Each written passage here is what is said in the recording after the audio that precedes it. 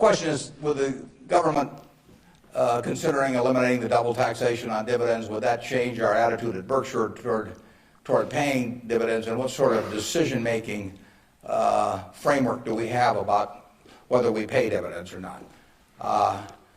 Berkshire, I took it over in 1965, and we paid 10 cents a share one year. It happened in the late 60s. I can't remember it. I blocked it out of my mind. I must have been in the men's room or something, because that was the only dividend we paid. The determination is very simple on dividends. Can we retain $1 or $1 billion or whatever the amount is of earnings and have that dollar become worth more than $1 in immediate present value? Now, even though it may not get used for a few years or something of the sort. In other words, is that dollar worth more than $1 if kept in the business? Forgetting about taxes entirely. Let's assume a total tax-free society in terms of dividends. And the answer to that so far has been yes. We have kept the dollars that we've earned, and we have created more than $1 of market value for every dollar we've retained.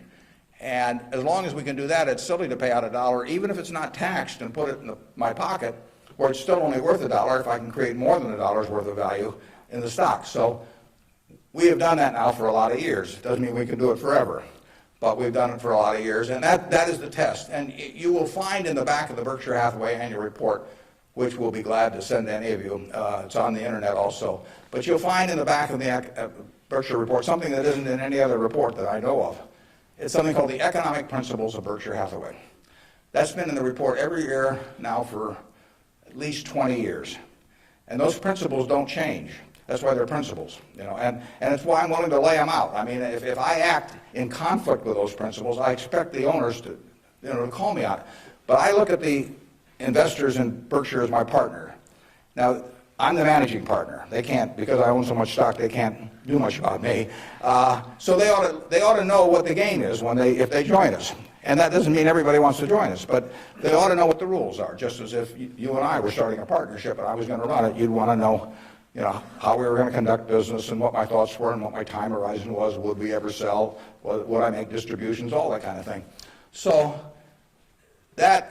those principles cover this point you raised. I don't forget whether it's the third or the fourth one or something like that. But it's explained there, and I want people to I want our owners to understand it. I mean, I look at every owner when I write my annual letter to shareholders, which takes me an ungodly amount of time. I mean, it's miserable.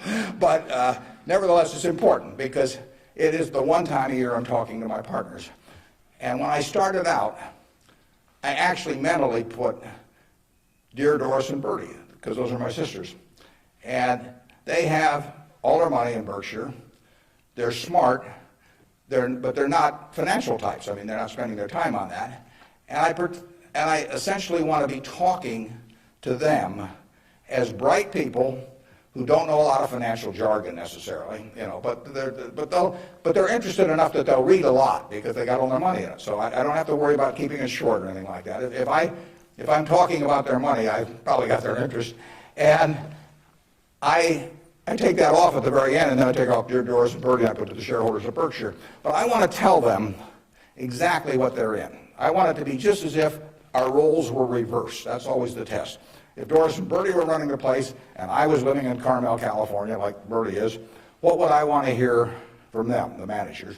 And one of the things I want to hear is just exactly the question that you asked. What is your attitude about distributing money from the company? Because I get to make that decision along with the board of directors, and they don't. And some managements withhold money that really belongs to their owners because they like building a kingdom. Some of them, do it out of fear or anything like that. I think I'm doing it for a rational reason, and I want to explain that reason, but I tell them how to test me on that too, because I think I should be tested. And it's a very important relationship that really has deteriorated over the years, in my view, between management and owners. I mean, you've seen in the last 10 years a slippage, in my view, of the behavior of American CEOs. I mean, obviously, all kinds of exceptions, but it's very interesting because they're not crooks or anything, most of them. There's a few, and they've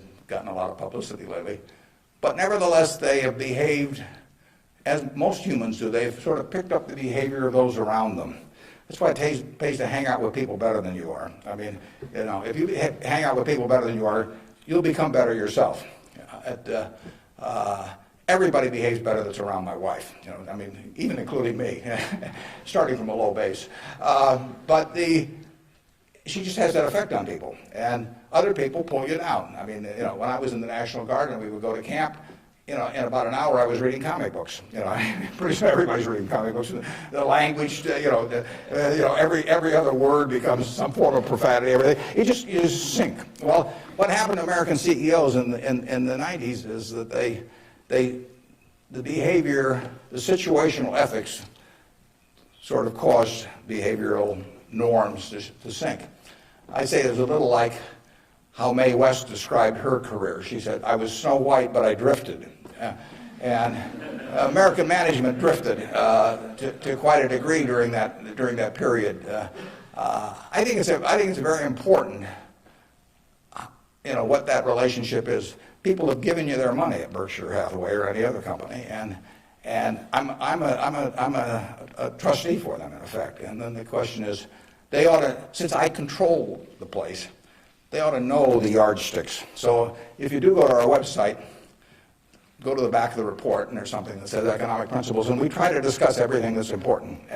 And I tell them I'm going to put them in there every year so that they can hold me accountable.